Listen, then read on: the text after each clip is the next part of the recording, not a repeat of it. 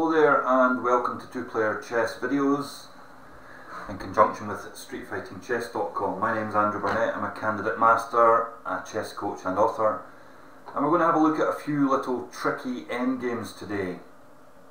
Rather than just focus on the purely technical endgames that you get, there's always little tactical themes, tricks and traps available even at the later stages of a game. So let's look at this initial position. You can see it's a rook and pawn endgame, and white has this extra pawn here on h7 threatening to queen, but the rook has it covered at the moment. However, there's a little trick in the position here for white, and he can win almost immediately with this move, rook a8. Now of course the threat's just to queen the pawn, for which black would have to give up his rook. Unfortunately the black king's too far away to help out, so black would be reduced to take rook takes pawn. And here's a little trick. Rook to a7 check, skewers the king and the rook. After the king moves, regardless of where it moves, rook takes rook, and white is a rook up, and we go on to win this. It's a useful little trick to know. Let's have a look again. Rook to a8, threatening to queen the pawn, and black's only real option is to take the pawn, whereafter he loses a rook to the skewer. Now when you play this over the board, your opponent probably won't just walk straight into it. You might not have much time left in your clock. What if black just checks here? Well, that's very simple. The white king just comes back and eventually will attack the rook, after which there's nothing much else black can do but going to the rook takes pawn variation. Rook a7 check, king moves, rook takes rook. Very useful to know these little traps. They'll crop up time and time again in your games.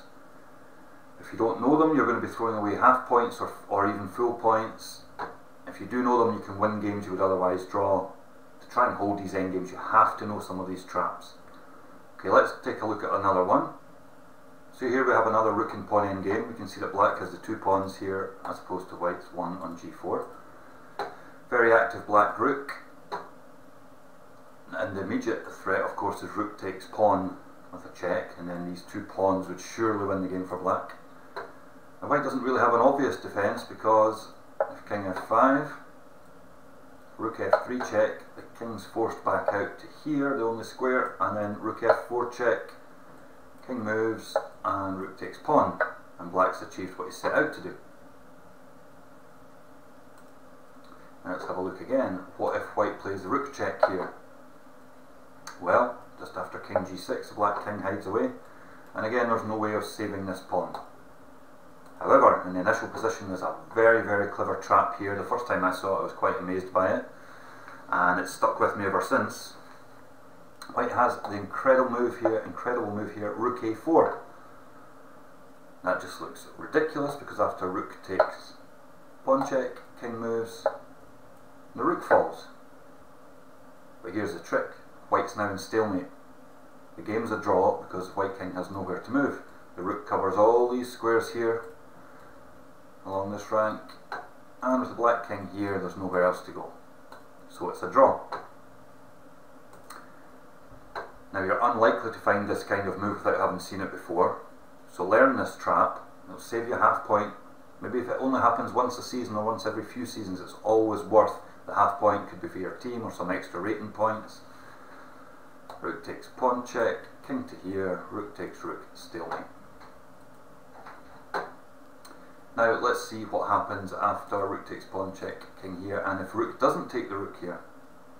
What if the rook just moves back down and he has the two extra pawns?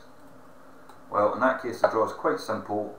Rook check, forcing the king away, king takes one of the pawns, with this king being cut off on the back rank, so far away from the action. What we do is we just follow the pawn down, but make sure you keep behind the pawn here. I'll show you why in a second. King follows the pawn has to keep advancing, and then rook a2 attacking the pawn. Should the black rook ever leave, then rook takes pawn here. Otherwise, black's reduced to king moves, king comes down attacking the pawn, and finally we secure the draw with rook takes pawn. Now let's have a look at that again. Rook e4, rook takes pawn check, king in, rook to g1, Rook check forces the black king away, take the one pawn, and when the black pawn starts advancing, we go in behind. Now what happens if we don't go behind the pawn? If we attack it this way, here, pawn advances, and when the rook comes back down, whoops, we've just fallen into horrible nasty loss, because the rook check allows the pawn to queen next move. King moves somewhere, and we now have a queen. So that's why it's very important. Run through it again. Rook takes pawn check, king f5, rook g1. The rook check forcing the black king away, we take the first pawn, and now we have to come behind the pawn to avoid that check at the end of the line. And now the black rook doesn't have a check on the white king. White draws next move, or a couple of moves time, rook takes pawn. Very simple, but very, very clever from the initial position. Rook a4, setting up the stalemate. Rook takes, king here, and it's stalemate. So it's very useful to know these little tricks and traps, and I hope this helps you at some point in your chess games.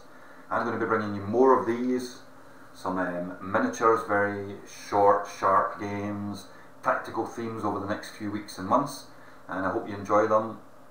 I can be contacted through the website streetfightingchess.com or here on twoplayerchess.com. Thank you, and see you again soon. Bye now.